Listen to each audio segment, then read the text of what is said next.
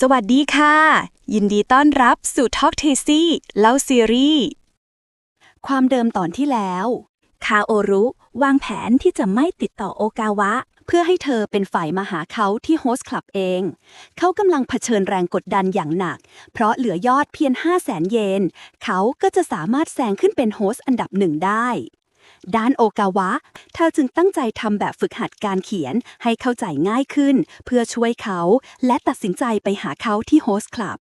เมื่อไปถึงเพื่อได้คุยกับคาโอรุเธอบอกว่าจะจ่ายตามจำนวนที่คาโอรุเรียกเขาจึงเลือกเครื่องดื่มในราคาตามยอดที่ต้องการ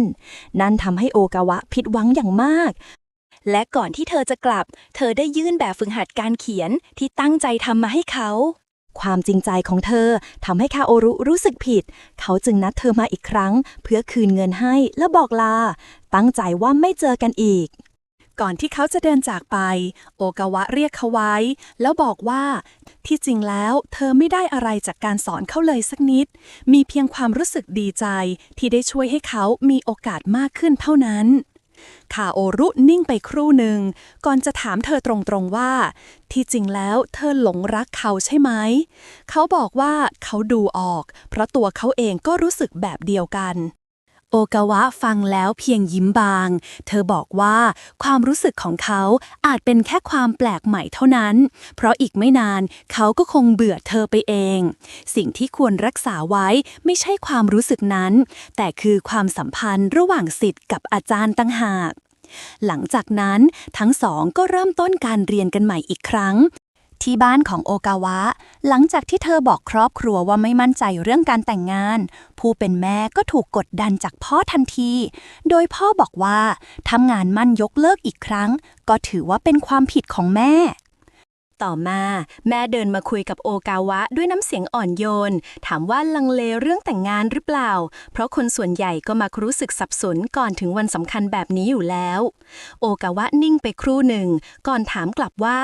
เหตุผลที่แม่แต่งงานกับพ่อคืออะไรทั้งที่พ่อเป็นคนเคร่งเครียดตลอดเวลาแม่ตอบอย่างเรียบง่ายว่าเพราะเธอเชื่อว่าพ่อจะดูแลครอบครัวได้ดีคำตอบนั้นทำให้โอกาวะเงียบไปก่อนจะพูดเบาๆว่าตอนนี้แม่คงผิดหวังในตัวพ่อมากทางด้านคาโอรุเขาตั้งใจทำแบบฝึกหัดที่โอกาวะให้มาอย่างเต็มที่เพื่อนร่วมห้องสังเกตเห็นแล้วถามอย่างอยากรู้ว่าเขาเขียนหนังสือไม่คล่องหรือเปล่าคาโอรุไม่ได้ปฏิเสธเขาตอบตรงๆว่าไม่ใช่ว่าเขาเขียนไม่คล่องแต่เป็นเขียนอะไรไม่ได้เลยต่างหากเพื่อนร่วมห้องอึ้งไปพักหนึ่งก่อนจะเข้าใจว่าที่คาโอรุไม่เคยโพสต์อะไรลงโซเชียลก็เป็นเพราะแบบนี้นี่เองจากนั้นเขายังพูดให้กำลังใจว่าถึงจะเป็นแบบนั้นแต่ก็น่าจะไม่ใช่ปัญหาใหญ่เพราะคาโอรุก็มีลูกค้าเยอะอยู่แล้วคาวาฮาระมาหาโมโมโกะถึงที่ทำงานสีหน้าของเขาดูจริงจังเขาต้องการรู้ว่าทำไมเธอถึงเอาเรื่องของเขาไปบอกโอกาวะโมโมโกะตอบอย่างตรงไปตรงมาว่าเธอไม่อยากมีความลับกับเพื่อนและคิดว่าโอกาวะสมควรรู้ความจริงคาวาฮาระนิ่งไปครู่หนึ่งก่อนจะขอร้องให้โมโมโกะช่วยพูดกับโอกาวะเพื่อให้เธอกลับมาคืนดีกับเขาอีกครั้ง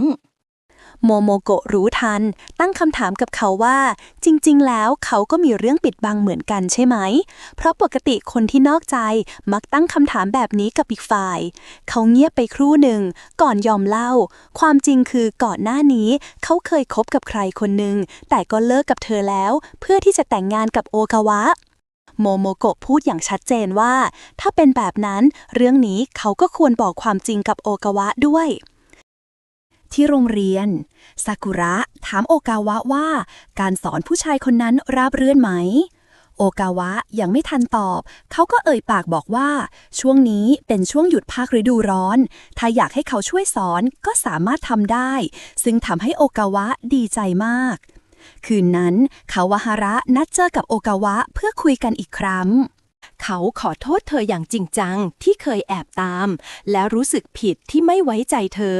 พร้อมอธิบายเหตุผลที่ทำให้เขาสงสัยในตัวเธอ เขายอมรับว่าความจริงคือเขาโกหกโอกาวะมาตลอดก่อนหน้านี้เขาเคยบอกว่าไม่เคยมีความสัมพันธ์กับใครแต่ความจริงแล้วเขาเคยไปหาผู้หญิงอีกคนแม้กระทั่งหลังจากมั่นแล้วเขายอมรับว่าผิดที่ไม่ได้บอกความจริงกับโอกาวะตั้งแต่แรกและเชื่อว่าวิธีนี้เป็นวิธีเดียวที่จะทำให้เขาได้แสดงความจริงใจโอกาวะเองก็บอกว่าตัวเองก็อยากบอกความจริงให้เขาฟังเช่นกันเธอเล่าว่าที่ไปโฮสต์คลับเป็นเพราะไปหาโฮสต์คนหนึ่งที่รู้จักฐานนักเรียนเขาชื่อคาโอรุเขาไม่เคยเข้าโรงเรียนและไม่มีทักษะการอ่านเขียนเธอจึงแวะไปสอนเขาเป็นครั้งคราวคาวาฮาระยังคงสงสัยว่าทำไมเธอต้องไปสอนเขาด้วยโอกาวะอธิบายว่าเขามีปัญหาเรื่องการเรียนรู้เกี่ยวกับการอ่านและเขียนและผู้ใหญ่รอบตัวเขาไม่มีใครช่วยได้เลยการที่เธอยื่นมือไปช่วยเขาจึงไม่เพียงแต่ช่วยคาโอรุแต่เธอเองก็ได้เรียนรู้การเป็นครูด้วยระหว่างที่คาโอรุกำลังเตรียมตัวเรียนตามปกติโอกาวะมาถึงพร้อมกับซากุระซึ่งเขาอยากให้คาโอรุอ่านหนังสือเล่มหนึ่งเพื่อวิเคราะห์ตัวเองคาโอรุตัดสินใจเลี่ยงและรีบพาโอกาวะออกไปข้างนอกทันทีและบอกกับเธอว่าเขาอยากไปร้านหนังสือโอกาวะถามเขาตรงๆว่าเขาโกรธหรือเปล่าที่พาซากุระมาด้วยเขาตอบอย่างตรงไปตรงมาว่าการที่ซากุระยัดเยียดให้เขาอ่านหนังสือเล่มนั้นรู้สึกเหมือนถูกดูถูกหลังจากนั้นทั้งคู่ไปที่ร้านหนังสือด้วยกันเขาเลือกหยิบหนังสือเล่มหนึ่งชื่อว่าผมชอบครูของตัวเองแต่เขาก็อธิบายว่าเขาจะซื้อเล่มนี้ไปฝากน้องชายเท่านั้นเองที่บ้านคาวาฮาระตัดสินใจบอกพ่อแม่ของโอกาวะเรื่องที่เกิดขึ้นระหว่างเธอกับคาโอรุแม้พ่อของเธอจะไม่เข้าใจว่าทำไมโอกาวะถึงทำแบบนั้นคาวาฮาระบอกว่าเขาเชื่อใจโอกาวะแต่ไม่เชื่อใจคาโอรุจากนั้นพ่อของโอกาวะบอกว่าเขาจะเป็นคนจัดการเรื่องนี้เองและจะไม่บอกใครว่าได้รู้เรื่องนี้มาจากเขาหลังจากนั้นคาโอรุพาโอกาวะไปที่ร้านตัดผมของแม่ทำให้เธอย้อนนึกถึงคำพูดก่อนหน้านี้ที่เขาเคยบอกว่าแม่ของเขาเหมือนปลิงคอยดูดเลือดของเขาอยู่ตลอดเขาเองก็ไม่แน่ใจว่าควรเรียกเธอว่าแม่ได้หรือเปล่าคาโอรุแนะนำโอกาวะให้แม่รู้จักบอกว่าเธอเป็นครูของเขาและขอให้เธอช่วยเลือกหนังสือให้กับน้องชายหลังจากนั้นโอกาวะก็นั่งเล่นกับน้องชายพูดคุยและเล่านิทานให้ฟังอย่างอบอุ่นระหว่างนั้นน้องชายของคาโอรุขอให้พี่ชายเป็นคนอ่านนิทานให้ฟังคาโอรุพยายามอ่านตามตัวหนังสือแต่ยิ่งอ่านก็ยิ่งรู้สึกฝืนตัวเองเขาหยุดกลางคันก่อนจะพูดขึ้นว่าหิวแล้วและรีบเปลี่ยนเรื่องทันทีเมื่อถึงเวลากลับทั้งคู่เดินกลับมาด้วยกันระหว่างทางคาโอรุบอกว่าเขาต้องแยกไปทำงานเพราะถึงเวลาแล้วโอกาวะได้แต่มองตามหลังเขาด้วยความรู้สึกสับสนในใจเธอสัมผัสได้ถึงความเย็นชาที่เปลี่ยนไปอย่างกระทันหันที่คลับเดอะโจ๊กเกอร์โมโมโกะมานั่งรอคาโอรุด้วยสีหน้าจริงจังเธอถามเขาเรื่องโอกาวะบอกว่าเธอรู้เรื่องที่เขาไปเจอกับโอกาวะนอกเวลางานและอยากรู้ว่าแท้จริงแล้วเขาต้องการเรียนหนังสือกับเธอจริงๆหรือเพียงแค่ฉวยโอกาสจากเธอกันแน่คาโอรุรู้สึกไม่พอใจกับคำถามนั้นเขาตอบกลับด้วยน้ำเสียงเรียบแต่แฝงความเย็นชาไว้แท้จริงแล้วโอกาวะอาจไม่ได้อยากมาสอนหนังสืออย่างที่พูดเธอแค่รู้สึกเบื่อและอยากหาอะไรทำเพื่อฆ่าเวลาเท่านั้นเองขณะเดียวกันที่บ้านโอกาวะเพิ่งกลับถึงบ้านได้ไม่นานและไม่เห็นผู้เป็นแม่พ่อพูดกับเธอด้วยน้ำเสียงเรียบเฉยว่าโอกาวะไม่ใช่คนที่สามารถกำหนดเส้นทางชีวิตของตัวเองได้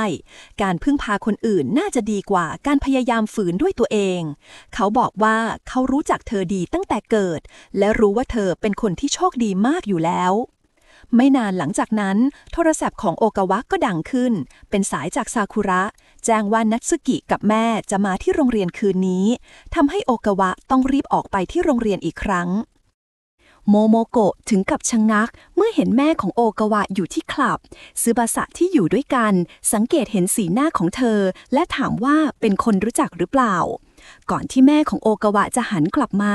ซึบาสะรีบขยับตัวมาบังไว้ไม่ให้เธอมองเห็นโมโมโกะ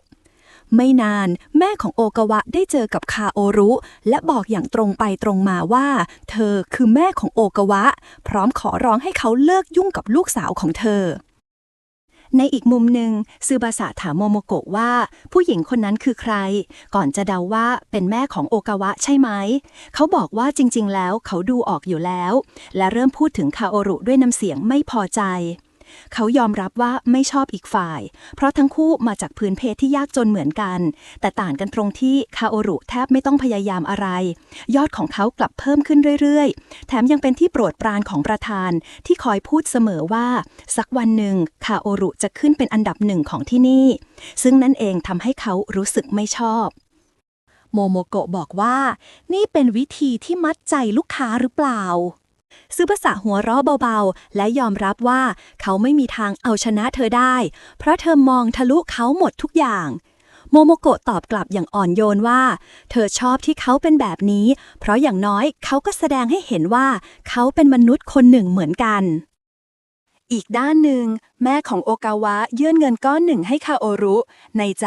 เธอกำลังทำตามคำสั่งของพ่อที่ให้เธอพูดกับเขาว่าโอกาวะรำคาญและอยากให้เขาเลิกยุ่งกับลูกสาวของเธอคำพูดนั้นทำให้คาโอรุสะอึกเขารู้สึกเสียใจแต่พยายามไม่แสดงออกแม่ของโอกาวะพูดต่อว่า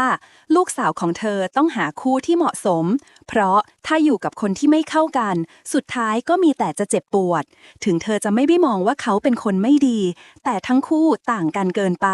และอยากให้เขาหยุดทำให้โอกาวะลังเลเพราะเธอกำลังจะแต่งงานคาโอรุไม่รับเงินเขาบอกสั้นๆว่าถ้าอยากจ่ายเงินจริงๆก็ให้เอาไปดื่มให้สนุกแทนดีกว่า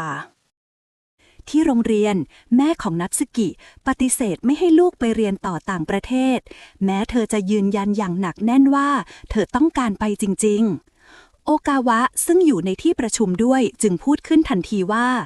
นัตสึกิมีความตั้งใจจริงและในฐานะครูเธอก็พร้อมจะสนับสนุนอย่างเต็มที่เมื่อแม่ของโอกาวะกลับถึงบ้านเธอดื่มจนเมาเหมือนกับได้ปลดปล่อยความอัดอั้นที่เก็บไว้มานานหลังจากนั้นที่โรงเรียนแม่ของนัตสึกิก็ค่อยๆยอมรับการตัดสินใจของลูกสาวและยินยอมให้เธอไปเรียนต่อต่างประเทศในที่สุดหลังจากแยกกับซากุระโอกาวะได้ยินเสียงแปลกๆจึงเดินออกไปดูและพบว่าคนที่ยืนอยู่ข้างนอกรั้วคือคาโอรุเขามาหาเธอถึงโรงเรียนเพื่อขอโทษที่ก่อนหน้านี้ทำตัวเย็นชาใส่เขาบอกว่าระหว่างเขากับเธอมักมีกำแพงกั้นอยู่เสมอแต่พอมีคนสั่งห้ามเขาจริงๆเขาก็ทำไม่ได้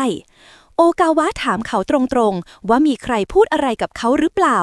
เขาเองก็ไม่ได้ตอบอะไรเธอจึงขอร้องให้เขากลับไปก่อนเพราะมาที่นี่มันดูไม่สมควรแต่เธอกลับไม่รู้เลยว่าซากุระและนัตสึกิกำลังจับตามองอยู่แต่เขากลับบอกอย่างเด็ดขาดว่าเขาไม่อยากเป็นลูกศิษย์ของเธออีกต่อไปเขานิ่งไปชั่วครู่ก่อนจะบอกกับเธอว่าเขาเกลียดเธอเรื่องราวจะเป็นยังไงต่ออย่าลืมกดไลค์กด Subscribe กดกระดิ่งเพื่อเป็นกำลังใจให้เราทำคลิปต่อไปด้วยนะ